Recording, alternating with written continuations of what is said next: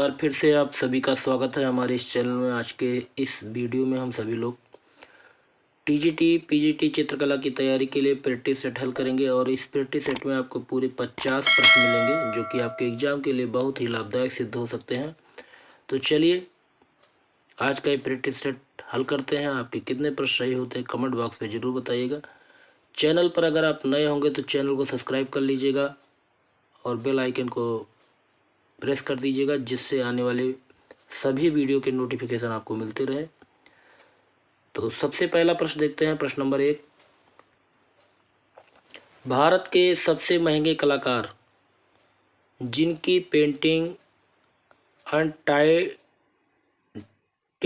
Christie नीलामी में record 23 crore 70 lakh में बिकी, तो बताइए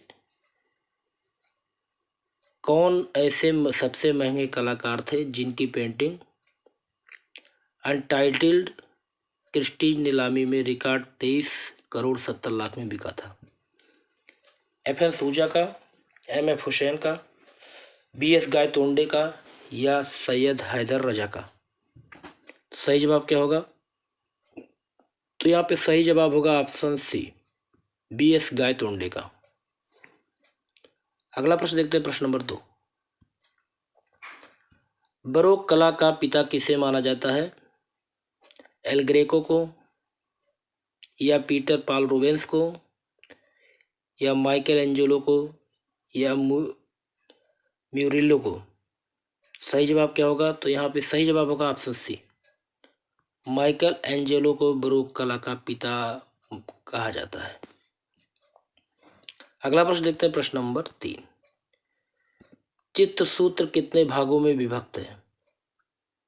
10 भागों में, 9 भागों में, 8 भागों में या 7 भागों में। तो बिल्कुल सही जवाब होगा ऑप्शन बी, 9 भागों में चित्रसूत्र विभक्त है। अगला प्रश्न है प्रश्न नंबर 4। वीडियो को लाइक कर दीजिए मित्रों, अगर लाइक आपने नहीं किया होगा। प्रश्न नंबर 4 है, निम्नलिखित में से कौन सी कृति दाविद की नहीं है? तो बताइए इन चारों कृति में से दाविद की कौन सी कृति नहीं है? ऑप्शन ए, होराथी की शपथ। ऑप्शन बी, आल्प्स पार करता नेपोलियन। ऑप्शन सी, नेपोलियन का सिंहासन रोहण। ऑप्शन डी, ब्रेडा का समर्पण।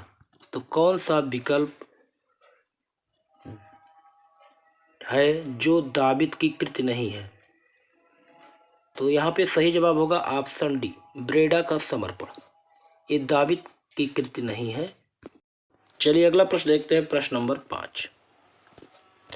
प्रश्न नंबर 5, किस कार्टूनिस्ट के बनाए कार्टून चरित्र चाचा चौधरी और साबू लोकप्रिय किरदार बने थे?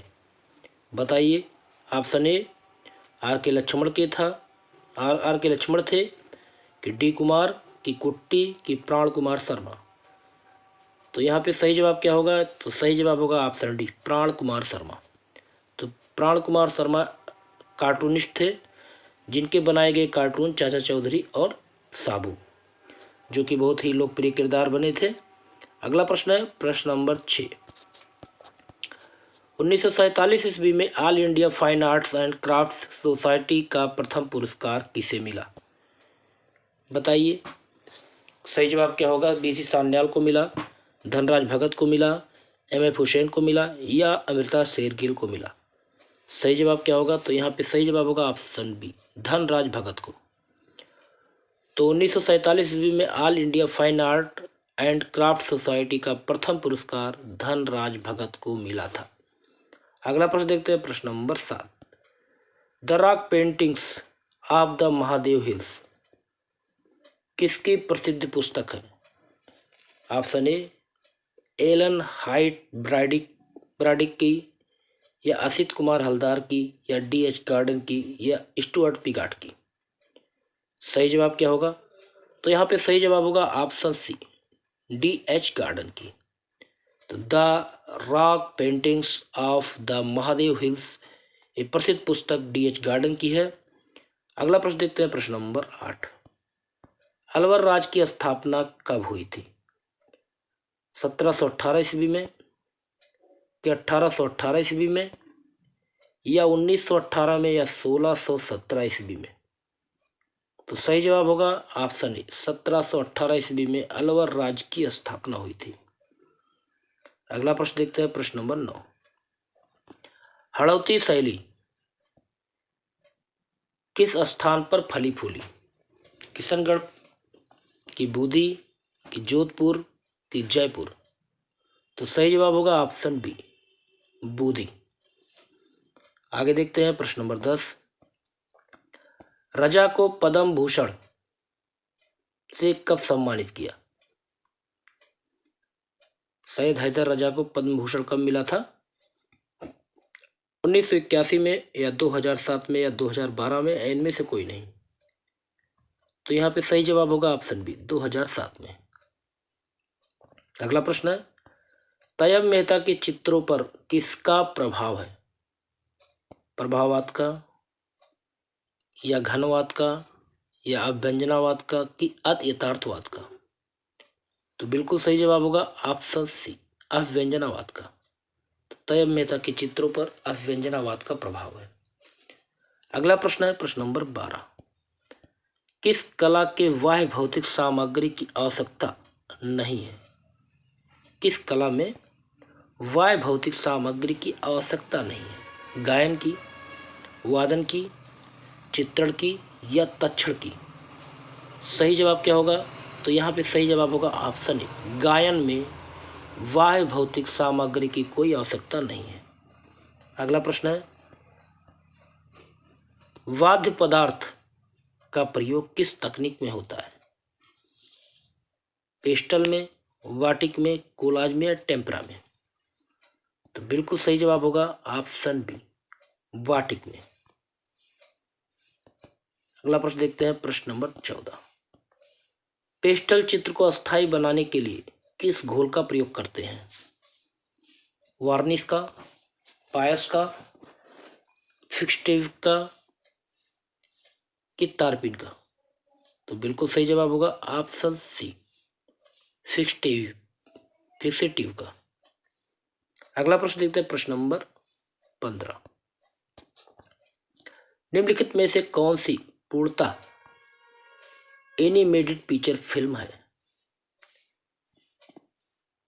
Option A, slumdog millionaire, option B, toy story, option C, टिन्नीर, ऑप्शन डी, बेटलशिप पोटिमकिन? सही जवाब क्या होगा? तो बिल्कुल सही जवाब होगा ऑप्शन बी, टॉय स्टोरी। अगला प्रश्न है, प्रश्न नंबर 16। मैनपुरी आइसलैंड 1970 नामक कुंडलित चित्र किसने बनाया? जॉर्ज कीट ने, जैनुल आबदीन ने, सैलोज मुखर्जी ने, हेनरी माथिस ने? तो बिल्कुल सही जवाब होगा ऑप्शन बी, जैनुल आबदीन ने। अगला प्रश्न है, प्रश्न नंबर 17। जॉर्ज कीट जिनका जन्म 1901 ईस्वी में श्रीलंका में हुआ था, का प्रसिद्ध चित्र कौन सा है? गीत गोविंद, बुद्ध, हताश पुरुष, या इनमें से कोई नहीं? तो बिल्कुल सही जवाब होगा ऑप्शन गीत गोविंद। अगला प्रश्न है, प्रश्न नंबर 18। क्रंदन करता ऊँट किसका चित्र है? रविन्द्रनाथ टैगोर का है, असित हलदार का है, या रविन्द्रनाथ टैगोर का है, या अमृता शेरगिल का है? तो बिल्कुल सही जवाब होगा यहाँ पे ऑप्शन सी, रविन्द्रनाथ टैगोर का। तो क्रंदन करता ऊँट जो चित्र है वो रविन्द्रनाथ टैगोर का है। अगला प्रश्न है, प्रश्न नंबर 19।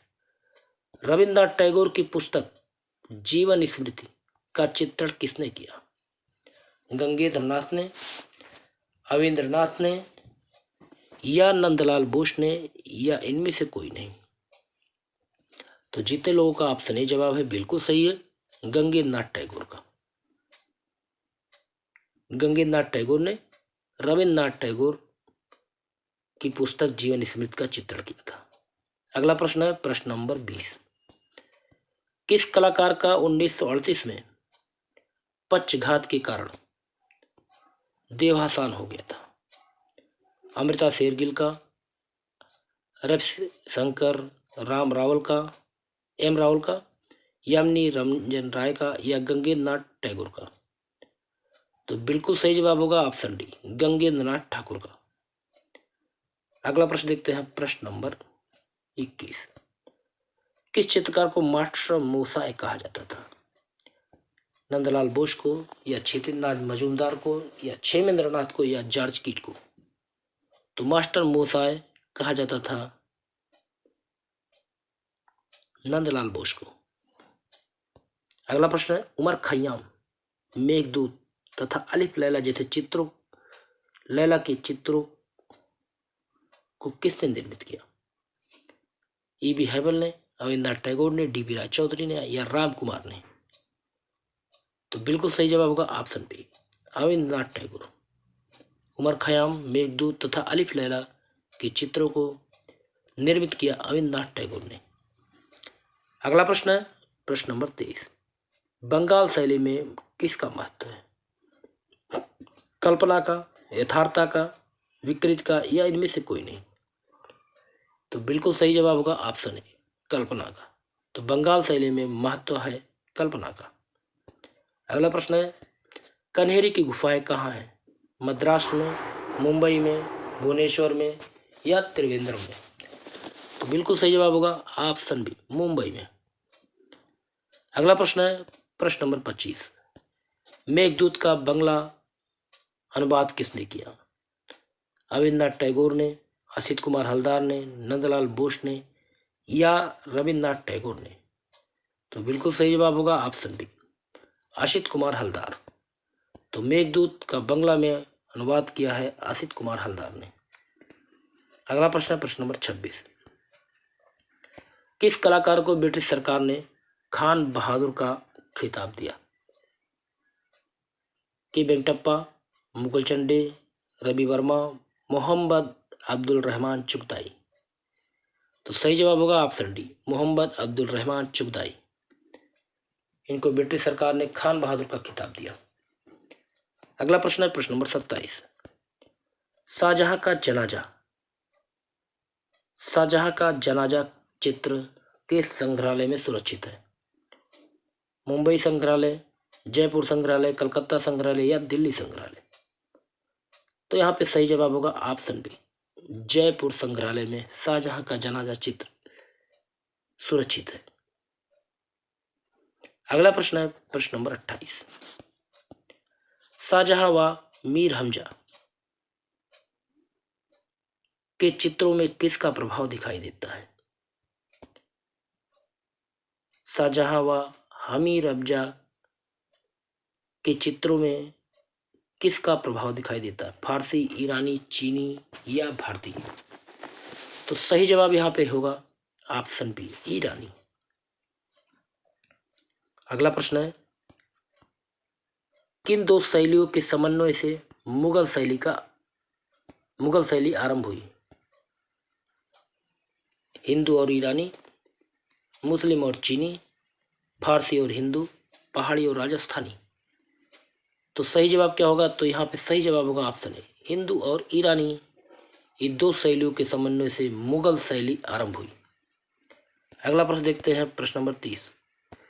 मुगल शैली किस बादशाह तक बराबर विकास पाती रही? जहांगीर, शाहजहां, औरंगजेब, या दारा? तो यहाँ पे सही जवाब होगा ऑप्शन ए, जहांगीर। चलिए अगला प्रश्न देखते हैं, प्रश्न नंबर 31। विश्व का सबसे बड़ा कंबोडिया का अंकोर वाट मंदिर का निर्माण सूर्यवर्मन द्वितीय ने कब कराया? 10वीं शताब्दी में, कि 11वीं शताब्दी में, या 12वीं शताब्दी में, या 13वीं शताब्दी में? आपका सही जवाब क्या होगा? तो यहाँ पे जितने लोगों ने ऑप्शन बी सी जवाब दिया बिल्कुल सही है, 12वीं शताब्दी में। तो विश्व का सबसे बड़ा कंबोडिया का अंकोर वाट मंदिर जिसका निर्माण सूर्यवर्मन द्वितीय ने करवाया था,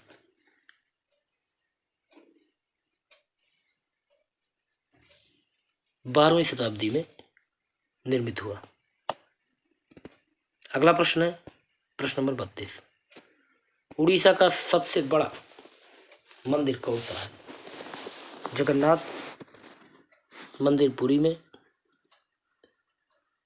या सूर्य मंदिर कोणार्क, या रानी मंदिर पुरी, या लिंगराज मंदिर भुवनेश्वर? सही जवाब होगा ऑप्शन ए, जगन्नाथ मंदिर पुरी। अगला प्रश्न है प्रश्न नंबर 33। कौन सा तत्व षष्ठांग में नहीं है? प्रमाण, अंतराल, लावन, या रूपभेद? तो बिल्कुल सही जवाब होगा ऑप्शन बी, अंतराल। अगला प्रश्न है प्रश्न नंबर 34। स्थिर मुखाकृति किस में समान होती है? पान के पत्ते जैसे, मछली जैसे, तितली जैसी, या कमल पंखुड़ी जैसी? तो बिल्कुल सही जवाब होगा ऑप्शन ए, पान के पत्ते जैसी। अगला प्रश्न है प्रश्न नंबर 35। चट्टान काटकर बनाया गया द्रौपदी रथ कहाँ है? एलोरा, पुरी, हम्पी, या महाबलीपुरम में? तो बिल्कुल सही जवाब होगा ऑप्शन डी, महाबलीपुरम में चट्टान काटकर बनाया गया द्रौपदी रथ मंदिर है। अगला प्रश्न है प्रश्न नंबर 36। बिड़ला मंदिर, लक्ष्मी नारायण मंदिर कहाँ पर स्थित है? लखनऊ, दिल्ली, जयपुर, या भुवनेश्वर? तो बिल्कुल सही जवाब होगा ऑप्शन बी, दिल्ली। अगला प्रश्न है प्रश्न नंबर 37। कला मस्जिद कहाँ स्थित है? लखनऊ, दिल्ली, पटना, या बीजापुर? तो यहाँ पे सही जवाब होगा ऑप्शन बी, दिल्ली में। अगला प्रश्न देखते हैं प्रश्न नंबर 38। सर्वप्रथम घनवादी शैली को अपनाने वाले भारतीय कलाकार कौन थे? गंगेन्द्र नाथ थे, या जॉर्ज कीट थे, या साबावाला थे, या हुसैन थे? तो यहाँ पे सही जवाब होगा ऑप्शन ए, गंगेन्द्र नाथ। अगला प्रश्न है प्रश्न नंबर 39। कला पत्रिका नंदन कहाँ से प्रकाशित होती है? भारत भवन भोपाल से, कला भवन शांति निकेतन से, भारत कला भवन वाराणसी से, या वकील स्कूल ऑफ आर्ट दिल्ली से? तो बिल्कुल सही जवाब होगा ऑप्शन बी, कला भवन शांति निकेतन से कला पत्रिका नंदन प्रकाशित होती है। अगला प्रश्न है प्रश्न नंबर 40। Government Devlalikar college of fine art Indore से संबंधित कलाकार कौन है? NS बेंद्रे हैं, MF हुसैन है, देवकृष्ण है, उपरोक्त सभी? तो बिल्कुल सही जवाब होगा ऑप्शन डी, उपरोक्त सभी। NS बेंद्रे, MF हुसैन, देवकृष्ण एक government Devlalikar college of fine art Indore से संबंधित कलाकार हैं। अगला प्रश्न है प्रश्न नंबर 41। भारत देश का राष्ट्रीय चिन्ह कहाँ से लिया गया है? ऑप्शन ए, वैशाली के सिंह से, ऑप्शन बी, सारनाथ के सिंह शीर्ष से, ऑप्शन सी, सांची के सिंह स्तूप से, ऑप्शन डी, रामपुरवा के सिंह शीर्ष से? तो यहाँ पे सही जवाब होगा ऑप्शन बी, सारनाथ के सिंह शीर्ष से। अगला प्रश्न है कौन सा स्थान गुप्तकालीन मूर्ति शिल्प का केंद्र नहीं है? मथुरा, पाटलिपुत्र, सारनाथ, नालंदा? तो यहाँ पे सही जवाब होगा ऑप्शन बी, पाटलिपुत्र। अगला प्रश्न है प्रश्न नंबर 43। कौन से दो कलाकारों ने ज्यामितीय चलन, चमकदार रंगों एवं तकनीक का समावेश अपने चित्रों में किया? पाल सेंजान या विंसेंट वान गॉग ने, या पाब्लो पिकासो और जॉर्ज ब्राक ने, या एडगर डेगास और माने ने, या स्यूरा या स्नियाक ने? तो सही जवाब क्या होगा? तो यहाँ पे सही जवाब होगा ऑप्शन बी, पाब्लो पिकासो एवं जॉर्ज ब्राक दो कलाकारों ने ज्यामितीय चलन, चमकदार रंगों एवं तकनीक का समावेश अपने चित्रों में किया। अगला प्रश्न है प्रश्न नंबर 44। प्रसिद्ध चित्रकार आरा की दत्तक पुत्री कौन थी? अमृता शेरगिल, सुनैना देवी, इंद्रावती, या रुखसाना पठान? जितने लोगों ने ऑप्शन डी जवाब दिया है बिल्कुल सही है, रुखसाना पठान। अगला प्रश्न है प्रश्न नंबर 45। जहांगीर द्वारा निर्मित पहली इमारत किसे माना जाता है? अकबर का मकबरा, इत्माद-दौला का मकबरा, जहांगीर का मकबरा या मोती मस्जिद? तो जितने लोगों का ऑप्शन ए जवाब है बिल्कुल सही है, अकबर का मकबरा। अगला प्रश्न है प्रश्न नंबर 46। दिल्ली में स्थित कुतुब मीनार का निर्माण किसने करवाया? कुतुबुद्दीन ऐबक, इल्तुतमिश, फिरोज तुगलक या खिंज खां? तो यहाँ पे सही जवाब होगा ऑप्शन बी, इल्तुतमिश। कुतुबुद्दीन ऐबक ने कुतुब मीनार निर्माण की नींव रखी थी और इसको पूरा कराया था इल्तुतमिश ने। तो यहाँ पे ऑप्शन बी बिल्कुल सही जवाब होगा। चलिए अगला प्रश्न देखते हैं, प्रश्न नंबर 47।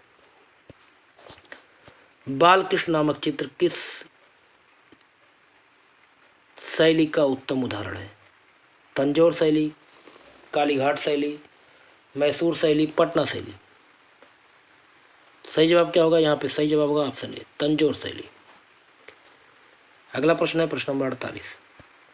अवचेतन की यथार्थवादी अभिव्यक्ति अपनाने वाले कला आंदोलन का क्या नाम है? स्वप्नवाद, भविष्यवाद, यथार्थवाद, अमूर्तवाद? तो बिल्कुल सही जवाब होगा ऑप्शन ए, स्वप्नवाद। अगला प्रश्न है प्रश्न नंबर 49। भारतीय कला जिज्ञासुओं का साक्षात्कार पहली बार भारतीय चित्रकला के किन कला अवशेषों के माध्यम से हुआ? अजंता, सिंतलवासल, एलोरा या बाघ? सही जवाब क्या होगा? तो यहाँ पे सही जवाब होगा ऑप्शन ए, अजंता। चलिए अगला प्रश्न देखते हैं और इस वीडियो का लास्ट प्रश्न है, राज्य ललित कला अकादमी लखनऊ का प्रथम फेलोशिप स्वर्गीय राय कृष्णदास को कब प्रदान किया गया? 1970 में, 1971 में, 1972 में या 1973 ईस्वी में? तो बिल्कुल सही जवाब होगा ऑप्शन बी, 1971 ईस्वी में राज्य ललित कला अकादमी लखनऊ का प्रथम फेलोशिप स्वर्गीय राय कृष्णदास को दिया गया। तो मित्रों यहाँ 50 प्रश्न आपके पूरे होते हैं।